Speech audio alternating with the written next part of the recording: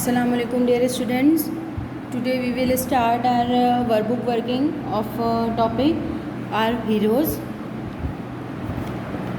Now we will start from page number 18. Page number 18 आप लोगों की वर्कबुक का है ये, और यहाँ पर आपको नज़र आ रहा होगा आर हीरोज़ का टॉपिक, और उसकी हम वर्किंग स्टार्ट करेंगे। यहाँ पर आपको एक कॉम्प्रीहेंशन दिया हुआ है। कॉम्प्रीहेंशन आप सबको पता है कि कॉम्प्रीहेंशन क्या होता है। कॉम्प्रीहेंशन एक पैराग्राफ होता है, या एक समझ लें चैप्टर, पैराग्राफ कुछ भी कह लें, एक आपको दिया होता है और उसको पढ़ के आपको कुछ क्वेश्चंस दिए हुए होते हैं, और उन क्वेश्चंस का आपको आंसर पैराग्राफ से ढूंढ के या फिर आप अपनी ओन से भी दे सकते हैं। यहाँ पर मैं आपको समझा रही हूँ। यहाँ पर सर सैयद अहमद ख़ान के बारे में दिया हुआ है। Sir Syed Ahmad Khan was born on 17 October 1817। आपने जब मैंने आपको टेक्स्ट बुक में समझाया था तो टेक्स्ट बुक में आपको किस हीरो के बारे में बताया था? अब्दुल सत्तार एदी के बारे में। अब जो हम वर्कबुक की वर्किंग स्टार्ट कर रहे हैं, यहाँ पर हमें सर सैयद अहमद ख़ान के बारे में बताया जा रहा है कि वो कब पैदा हुआ है। 17 अक्टूबर को 1817 में। He was an Islamic reformer. वो इस्लाम फैलाने वाले एक इंसान थे। Who work hard for the Muslim of the sub continent, यानी जिन्होंने मुसलमानों के लिए बहुत मेहनत की ताकि उनको एक अपना अलहदा मुल्क मिल सके। He was from an influential family which had ties with the Mughal court, यानी वो एक ऐसी फैमिली से ताल्लुक़ रखते थे जिनका जो मुग़ल कोर्ट से जिनका ताल्लुक़ था। During his youth he saw the misery of the Muslim community, यानी जिस वक्त वो बड़े हुए उस वक्त उन्होंने क्या देखा कि उस वक्त लोग जो है, जितनी भी मुस्लिम कम्युनिटी थी वो माइजर थी, यानी वो बहुत होशियार नहीं थी। Sir Syed studied the Quran and science in the court. Sir Syed Ahmad Khan ने कुरान और साइंस पढ़ा। He was awarded an honorary LLD from the university of Edinburgh in 1889। Sir Syed Ahmad Khan को एक ऑनररी अवार्ड मिला जो LLD था। किस यूनिवर्सिटी से? Edinburgh in 1888। Let's read about him and answer the questions that follow. अब मैं आपको एक पैराग्राफ समझा रही हूँ, एक कॉम्प्रीहेंशन समझा रही हूँ, और इससे रिलेटेड नीचे कुछ क्वेश्चंस हैं जो आपको फिल करने हैं। In 1838 he enrolled for services in East India Company, यानी 1838 में उनको ईस्ट इंडिया की एक कंपनी में जो है वो मुलाजमत मिली। However he was not happy with the way the company operated, यानी वो खुश नहीं थे जिस तरह वो कंपनी चल रही थी। इन 1857 when the locals fought against the British East India company, sir Syed wrote a pamphlet titled the cause of Indian revolt, यानी जब 1857 में जो है जब जंग हुई ईस्ट इंडिया कंपनी से, तो सर सैयद अहमद ख़ान ने एक पम्फलेट निकाला, यानी एक समझ लें अखबार निकाला या एक पेपर निकाला जिसमें उन्होंने कॉज ऑफ इंडियन रिवोल्ट, यानी इंडिया से लड़ाई के बारे में जो है वो लिखा। This piece of paper was a brave criticism on the works of the British East India company. जब उन्होंने ये चीज़ लिखी तो ये इनके बहादुरी होने की निशानी थी, और ये इनके ऊपर बहुत क्रिटिसाइज़ किया, यानी लोगों ने बहुत तनकीद की कि इन्होंने ये क्यों लिखा। The hero believe that the future of the Muslim was not bribe in the sub continent, यानी सर यहाँ पे द हीरो जो है वो सर सैयद अहमद ख़ान को कहा जा रहा है कि सर सैयद अहमद ख़ान जो है वो मुसलमानों के फ्यूचर को लेकर जो है वो बहुत परेशान थे। उनको ये नज़र आ रहा था कि मुसलमानों का फ्यूचर ब्राइट नहीं है, अगर वो इसी तरह रहते रहे तो उनका फ्यूचर ब्राइट नहीं होगा, यानी फ्यूचर उनका जो है वो अच्छा नहीं होगा। He believed that the Muslim had to educate themselves in order to compete with the other groups living in the subcontinent, यानी उनका कहना था कि लोगों को, मुसलमानों को अगर आगे बढ़ना है और लोगों को मुकाबला देना है जो उस वक्त लोग वहाँ पर इंडिया में रह रहे थे, तो मुसलमानों को एजुकेट होना पड़ेगा, यानी उनको तालीम हासिल करनी होगी।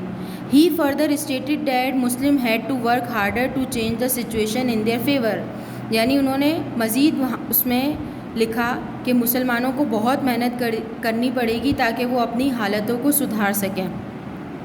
टू एजुकेट द मुस्लिम, यानी मुसलमानों को तालीम हासिल कराने में, उनको एजुकेट बनाने के लिए सर सैयद इस्टेब्लिश गुलशन स्कूल गाज़ीपुर इन 1863। उन्होंने मुसलमानों को पढ़ाने के लिए जो है एक स्कूल बनाया गाज़ीपुर में जो गुलशन स्कूल के नाम से था। In 1875 he founded the Mohammedan Anglo Oriental College, the first Muslim university in South Asia. उन्होंने जो है क्या किया, वो मोहम्मदन एंग्लो ओरिएंटल कॉलेज उन्होंने बनाया, जो कहाँ पर था, साउथ एशिया में, फर्स्ट मुस्लिम यूनिवर्सिटी के नाम से जो मशहूर है। Sir Syed always looked at everything rationally, यानी सर सैयद अहमद ख़ान हमेशा हर चीज़ को एक ही नज़रिए से देखते थे। Once he stated don't show the face of the Islam to others, यानी उन्होंने एक बार कहा कि इस्लाम को सिर्फ दिखाओ ही नहीं बल्कि इस्लाम को फैलाओ दूर दूर तक, लोगों तक, उनको नॉलेज दो कि इस्लाम क्या है। Sir Syed Ahmad Khan was a brave visionary who fought for the right of the Muslim, यानी सर सैयद अहमद ख़ान जो है वो बहुत बहादुरी से उन्होंने एक विज़न तैयार किया मुसलमानों के लिए, यानी एक नज़रिया तैयार किया कि मुसलमानों का भी हक होना चाहिए। It was his hard work that provide a base for the Pakistan movement, ये इन्हीं की ही जद्दोजहद थी, इन्हीं का ही हार्ड वर्क था कि पाकिस्तान का जो बेस, पाकिस्तान की जो बेस है हमें इनकी वजह से ही मिली। The Pakistan movement was the backbone of getting an independent state for the Muslim of the sub continent, यानी उन्होंने पाकिस्तान मूवमेंट बनाई थी जो पाकिस्तान के लिए एक बेस साबित हुई, एक ज़मीन साबित हुई, और इसी ने ही जो है, इसी पाकिस्तान मूवमेंट ने आगे जाकर एक बैकबोन का, यानी रीढ़ की हड्डी का की तरह हमारा साथ दिया ताकि हम एक अलहदा अपना सब कॉन्टिनेंट बना सकें। As Pakistanis we should not forget the sacrifice made by our heroes, यानी एक पाकिस्तानी होने के नाते, एक पाकिस्तानी होने की वजह से हमें ये नहीं भूलना चाहिए कि हमारे हीरोज़ ने पाकिस्तान हासिल करने के लिए कितनी मेहनत की है। अब इससे रिलेटेड कुछ क्वेश्चंस हैं, जिसमें से एक क्वेश्चन मैंने आप लोगों को करके दिया है, what was the real name of sir Syed. Sir Syed का रियल नेम क्या था? तो सर सैयद अहमद का रियल नेम है सैयद अहमद तकवी बिन सैयद मोहम्मद मुतक्की। ये मैंने इनका रियल नेम आपको यहाँ पे लिख दिया है। Moving towards the next page, number 19। यहाँ पर 3 क्वेश्चंस हैं जिनके आगे मैंने लिखा है HW। ये आपको HW करना है, यानी होमवर्क में ही करना है, खुद से करना है। Why is he considered a hero, यानी सर सैयद अहमद ख़ान को हीरो क्यों कहा गया? तो ये इसका आंसर आपको कॉम्प्रिहेंशन से ही मिलेगा, मैं ये आंसर नहीं बताऊँगी। Is it right to say that he was brave, why, यानी ये कहना सही है कि वो एक बहादुर थे। पहले आपको लिखना है येस और नो, यानी अगर आपको लगता है कि वो बहादुर हैं तो आप लिखेंगे येस और फिर वजह बताएंगे क्यों बहादुर थे।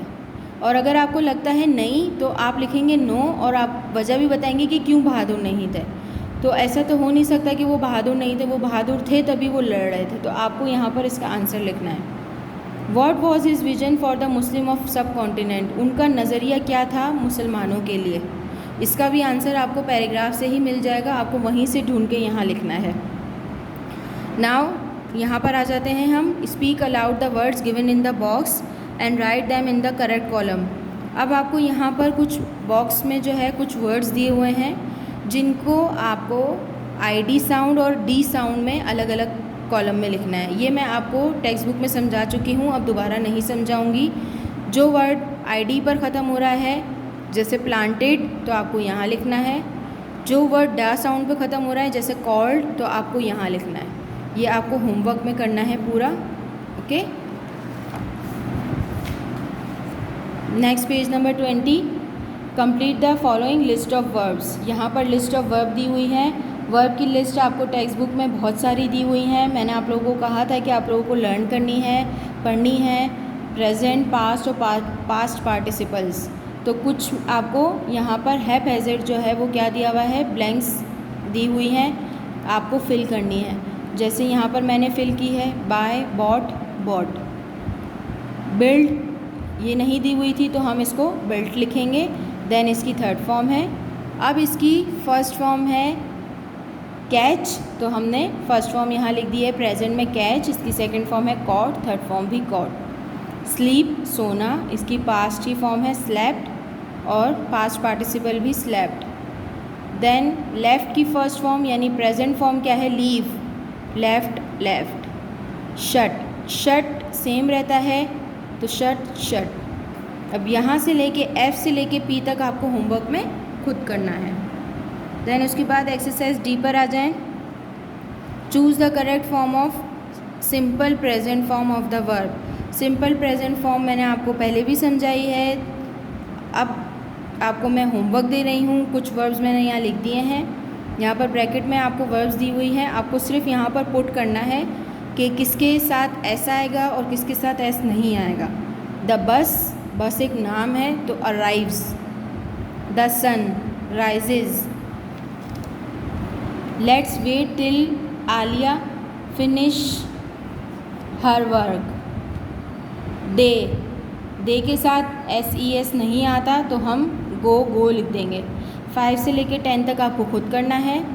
Fill in the blanks with the present continuous form of the verb. मैंने आपको इज़, MR और ING का समझाया था, उसको हम कहते हैं present continuous. Present continuous form of verb मैंने आपको बता दिया था। हेल्पिंग वर्ब थे हमारे पास